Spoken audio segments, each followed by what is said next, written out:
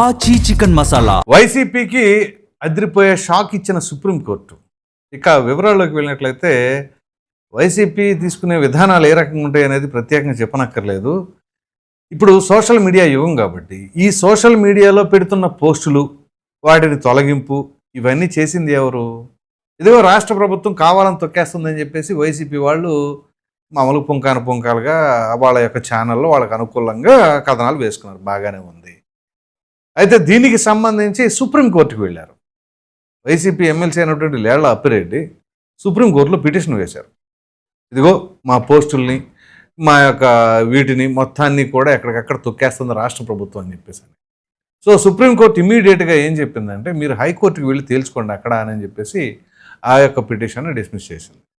ఇక్కడ ప్రధానంగా చెప్పుకోవాల్సిన అంశాలు ఏంటి అంటే, సోషల్ మీడియాలో పోస్టులు వేటిల్లో వేస్తారండి? ఫేస్బుక్, ఇన్స్టాగ్రాము, ట్విట్టరు, ఇట్లాంటి వాటిల్లో వేస్తారు. వేసినప్పుడు అవి ఒకవేళ ఆ యొక్క సోషల్ మీడియా వాళ్ళు బ్యాన్ చేశారనుకోండి, అది రాష్ట్ర ప్రభుత్వం ద్వారా చేస్తారా, ఎవరి ద్వారా చేస్తారు? ఓకే, ఫర్ ఎగ్జాంపుల్ రాష్ట్ర ప్రభుత్వం వాళ్ళపైన ఫిర్యాదు చేసింది. ఎవరికి? గూగుల్ వాళ్ళకి, లేదా మెటా వాళ్ళకి, ఫేస్బుక్ వాళ్ళకి ఫిర్యాదు చేసింది. ఫిర్యాదు చేయగానే ఇమ్మీడియట్గా రెస్ట్రిక్ట్ చేసేస్తుందా సోషల్ మీడియా? చేయదు కదా. వాళ్ళు రివ్యూ చేసుకుంటారు, యాజ్ పర్ గైడ్ లైన్స్ ఉందా లేదా అని చూసుకుంటారు. అంతేగాని ఇక్కడ చంద్రబాబు నాయుడు, జగన్మోహన్ రెడ్డి ఉన్నారు, వీళ్ళిద్దరికి పడట్లేదు, దాని గురించి వీళ్ళు ఎలా వేస్తున్నారు అనేది వాళ్ళు ఏం పట్టించుకోరు. అసలు చంద్రబాబు నాయుడు ఎవరు, జగన్మోహన్ రెడ్డి ఎవరు, అక్కడ గూగుల్ ఏంటి, వాళ్ళకి ఇవన్నీ లేళ్లప్పిరెడ్డి ఎవరు, లేదా నిరంజన్ రెడ్డి ఎవరు, ఇవన్నీ తెలియదు కదా. యాజ్ పర్ గైడ్ లైన్స్ ఉందా లేదా అని చెప్పేసి మాత్రమే తీసుకుంటారు. So in case guide lines కనుక దాటి ఉన్నా, దాన్ని శృతిమించినా, అప్పుడు యాజ్ పర్ ద నామ్స్ వాళ్ళు తీసుకుంటారు. కానీ దీనిపైన వీళ్ళు రిట్ పిటిషన్లు వేస్తే, అందుకనే కోర్టు కూడా చాలా ఘాటుగానే చెప్పింది.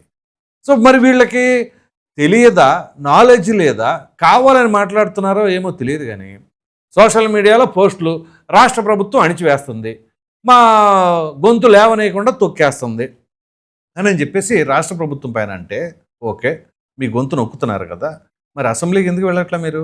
మొన్నే కదా వర్షాకాల సమావేశాలు జరిగినాయి, 16వ తేదీ నుంచి 20వ తేదీ వరకు బ్రహ్మాండంగా వెళ్ళొచ్చు.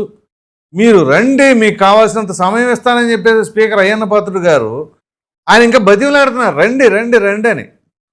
ఇక మీకు ఒక డీజే కూడా పెట్టి మీరు రండి అని చెప్పేసి అరేంజ్ చేయమన్నా చేస్తారు వాళ్ళు. ఆ రకంగా ఎదురు చూస్తూ ఉన్నారు స్పీకర్ మరియు డిప్యూటీ స్పీకరు. మీరు చూస్తేనేమో అసెంబ్లీకి రారు, శాసన మండలికి మాత్రం వెళతారు. అదేమిటి అంటే సింహం సింగిల్ అంటారు. మరి సింహం సింగిల్ అయినప్పుడు మరి ఇక్కడికి రావచ్చుగా 11 మంది, ఇక్కడికి రారు. అదేమిటి అంటే మా శాసన మండలిలో మాకు బలం ఉంది కదా, అక్కడికి వస్తారు. పోని వస్తే వచ్చారు. ఏదైనా చర్చ సజావుగా కొనసాగించేలాగా చూస్తారా? అది లేదు. అసలు మొదలయ్యే అవతలకనే అక్కడ రచ్చరచ్చ చేస్తారు, పోడియం చుట్టూ గుమ్ము కొడతారు. అక్కడ ఒక మాట కూడా జరగనీయరు. లక్షల ప్రజాధనాన్ని అక్కడ వెచ్చిస్తుంది దేనికోసం? ప్రజా సమస్యలపైన పరిష్కారం కావాలి అని చెప్పేసి అక్కడ చర్చ జరగాలి. కానీ ఏ రోజైనా సరే మీరు కనీసం దాని పరిష్కారం కాదు కదా, కనీసం పలానా సమస్యలు ఉండే అని చెప్పేసి ప్రభుత్వం దృష్టికి తీసుకొచ్చారా? మరి ఇంకా అటువంటిప్పుడు నాకు ప్రతిపక్ష హోదా కావాలి అని అంటే మీరు ముందు ఆ శాసన మండలిలో ఏ రకంగా వ్యవహరిస్తున్నారో చూసి పోనీ అదన్నా అడిగితే ఇస్తారు. దానికి కూడా కోర్టుకు వెళితే ప్రజలు ఇవ్వాల్సిన ప్రతిపక్షానికి కోర్టులకు వెళితే కోర్టులు ఏం మాట్లాడతాయి?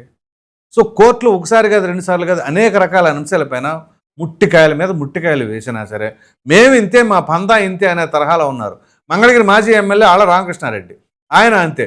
అది అమరావతి రాజధానిలో ఏదో హడావుడి జరిగింది, ఇది జరిగింది, అది జరిగింది, అసైన్డ్ భూముల్లో అవకతవకలు జరిగినాయి అని చెప్పేసి అన్నారు. అక్కడ బాధితులు ఎవరో ఎంతవరకు కోర్టును ఆశ్రయించలేదు. మీరు రాజకీయపరమైన కారణాలతో రామాకండి, కోర్టు సమయాన్ని వృధా చేయమాకండి అని చెప్పేసి గట్టిగా డోస్ ఇచ్చింది. మరలా ఇప్పుడు సోషల్ మీడియాలో పోస్టుల గురించి వెళ్ళారు. ఏం చేయాలి? సోషల్ మీడియాలో పోస్టులు పెట్టేటప్పుడు ఎటువంటి పోస్టులు పెట్టాలి, వ్యక్తిత్వ హననానికి పాల్పడుతున్నారా, ఏం చేస్తున్నారు అనేది ఆ మాత్రం కూడా చూడట్లేదా? ఇదే వైఎస్ షర్మిల గారిని ఉద్దేశించి లేదా విజయమ్మ గారిని ఉద్దేశించి ఏ రకమైన జుగుప్సాకరమైన పోస్టులు పెట్టారు, ఎంత దారుణమైన పదజాలాలు వాడారు, అవన్నీ తెలియదా ప్రజలకి? సరే కోర్టుకు సంబంధించిన అంశం ప్రక్కన పెడదాం, కనీసం ప్రజలకు అర్థం కావట్లేదా?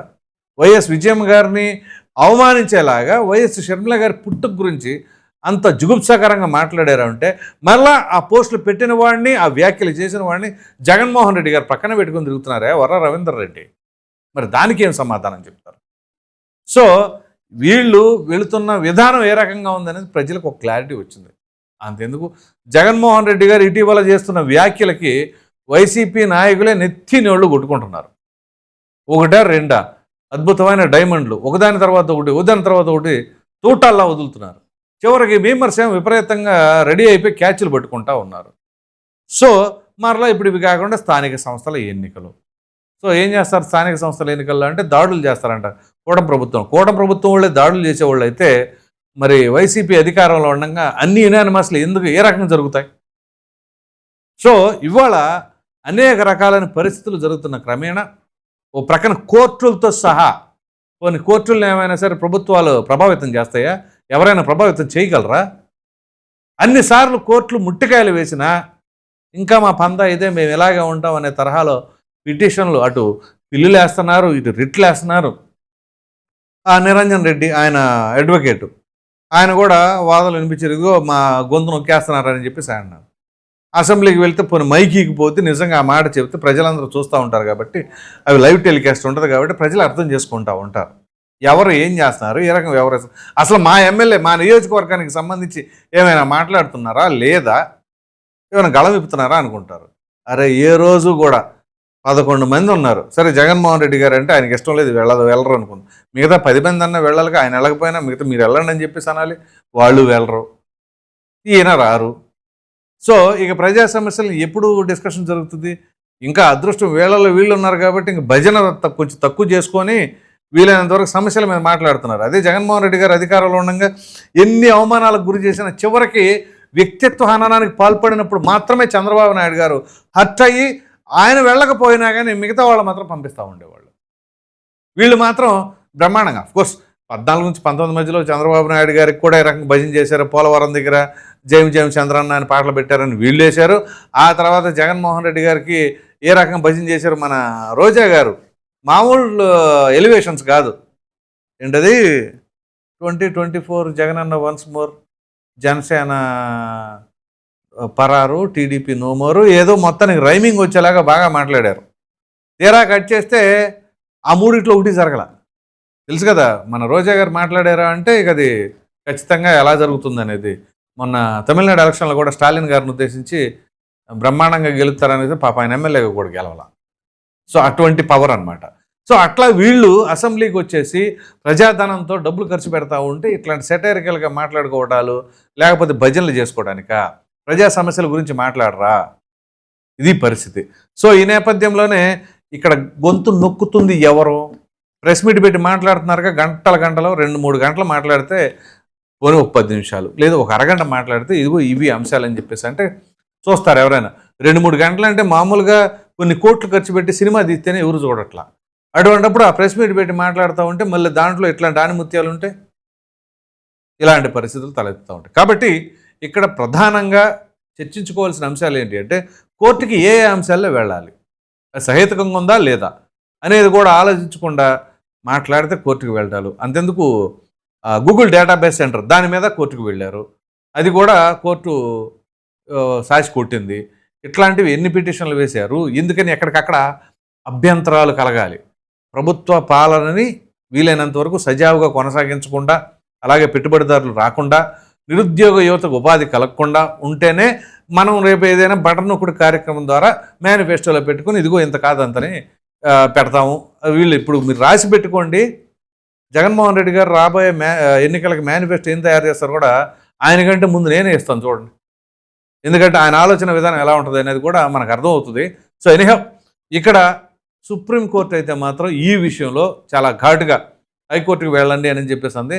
మరి చూద్దాం వీళ్ళు దాన్ని ఉపసంహరించుకుంటారా, లేదు మేము ఏదేమైనా సరే వెళ్తాము అని చెప్పేసి అంటారా, మరి హైకోర్టుతో ఏ విధమైన పరిస్థితులు ఉంటాయి అనేది మీరేమనుకుంటున్నారు? అసలు కోర్టు కంటే కూడా ప్రజలు మీరు తేల్చాలి కాబట్టి మీ అభిప్రాయాన్ని కామెంట్ సెక్షన్లో తప్పని తెలియజేయండి. Thank you.